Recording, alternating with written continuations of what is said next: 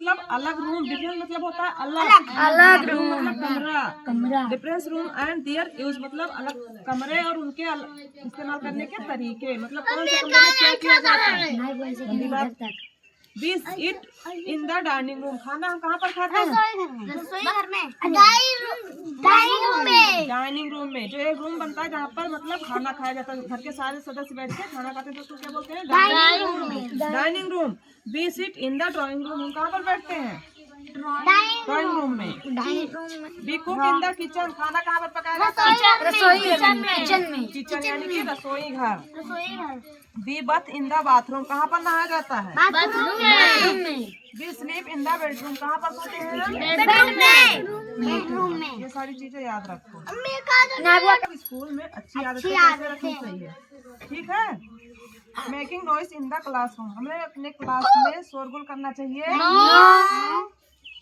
Waiting for on turn, हमें अपनी बारी की प्रतीक्षा करनी चाहिए। पानी की लाइन में या कहीं पर भी जाना है तो हमें लाइन से जाना चाहिए या अपनी बारी की प्रतीक्षा करनी चाहिए। अपनी बारी की प्रतीक्षा करनी है। Saying good morning to the teacher, हमें अपने से बड़ों गुरुजनों को प्रणाम, नमस्ते, गुड मॉर्निंग कहना चाहिए। और राइटिंग ऑन द वॉल, दीवालों पर कुछ लिखना चाहिए। मेकिंग फन ऑफ अदर, दूसरों का मजाक उड़ाना चाहिए। Reading in the loud voice in the library, हमें पुस्तकालय में तेज आवाज में पढ़ना चाहिए। पुस्तकालय लाइब्रेरी में क्या होता है? जहाँ ढेर सारी किताबें होती हैं, मतलब बहुत सारी किताबें होती हैं, जो भी पढ़ना चाहो वहाँ पर अच्छी अच्छी किताबें होती हैं। तो वहाँ पर क्या होता है कि वो जाओ वहाँ पर बुक उठाओ, पढ़ो जब तक पढ़ना है, बहुत किताब, उसके बाद वहीं रखाओ। उसका मतलब यही है, लाइब्रेरी का मतलब हुआ पुस्तकालय, जहाँ पर ढेर सारी पुस्तकों का संग्रहालय होता है, ठीक है? तो वहाँ पर जब तुम तो अकेले जाओगे नहीं पढ़ने, बहुत सारे लोग जाते हैं, जब तेजी तेजी पढ़ोगे तो दूसरों को तो डिस्टर्बिंग होगी ना। तो इसलिए क्या करना चाहिए, धीमी आवाज में, जिसे हमने वहाँ से बुक उठाया उसके बाद अपने मन से धीरे धीरे पढ़ना है। तेज आवाज में पढ़ोगे तो दूसरों को क्या होगा? डिस्टर्बिंग होगा, दूसरों को दिक्कत होगी ना। चलो फिर नेक्स्ट पढ़ेंगे हम लिविंग एंड नॉन लिविंग। यहाँ पर निमकी और सम्राट को बराबर आती है, ठीक है?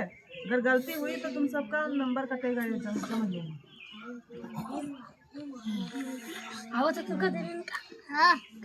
लिविंग मतलब होता है जो जीवित, जिसमें जान होता है उसको बोलते हैं लिविंग।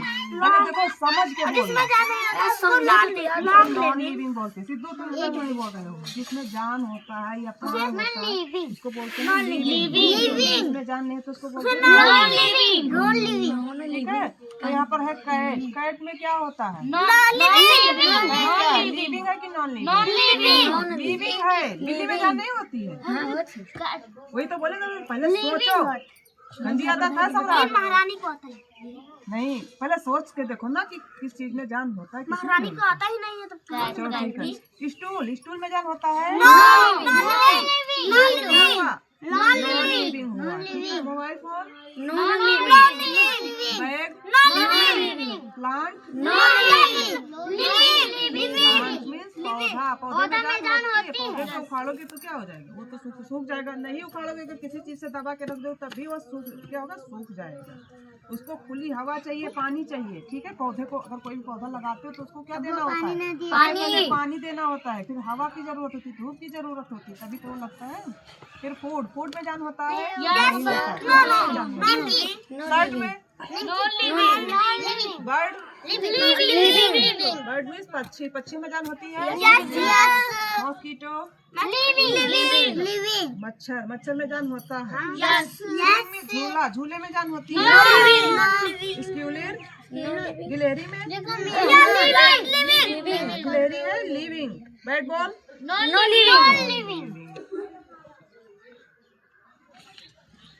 अब यहाँ पर है natural and man made. Natural मतलब हो गया प्राकृतिक, और मैन मेड जिसमें मानव निर्मित या जो चीज मनुष्य ने बनाया है उसे बोलेंगे मैन मेड। ध्यान से सुनो, जो चीज मनुष्य ने बनाया है उसको बोलेंगे इंग्लिश में मैन मेड। मैन मीन्स आदमी, मेड मीन्स निर्माता या बनाने वाले।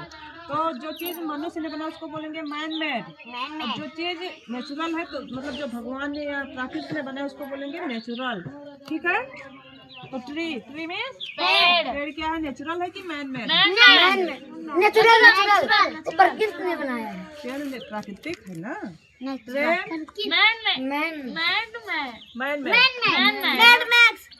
सम्राट ट्रेन क्या है? और क्या कहीं? ये 31 से है उनके नंबरवा।